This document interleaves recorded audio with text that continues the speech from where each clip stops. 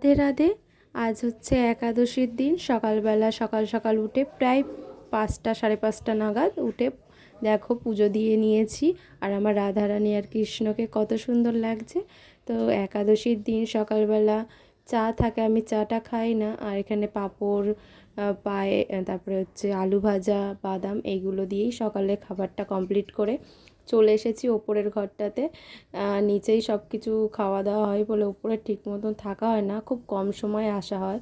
তো দেখো, পরিষ্কারও করা হয়নি বাড়িতে যেহেতু অনুষ্ঠান, আর খুব নোংরাও পড়েছে। আর এটা দেখো আমার বৌভাতের ছবি, কত সুন্দর না? এটা আমার ননদ বাঁধিয়ে দিয়েছিল। আর কতটা সুন্দর লাগছে, সেই স্মৃতিগুলো যেন মনে পড়ে যায়।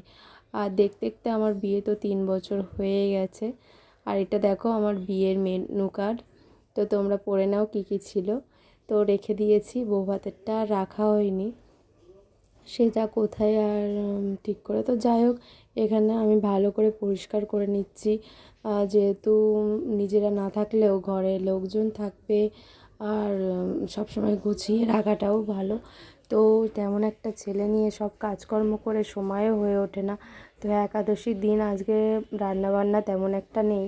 তো তার জন্যই চলে এসেছি উপরে পরিষ্কার করতে। পরিষ্কার টরিষ্কার করে নিয়ে এবারে চলে এসে দুপুরে রান্না করতে। রাত্রেও হবে, সন্ধেবেলাও হবে, অতটা সব কিছু আর শেয়ার করা হয় না। তো দেখো, এখানে আমি কুমড়োর তরকারি করে নিচ্ছি আলু দিয়ে, শুধু সন্দব লবণ আর লঙ্কা দেবো।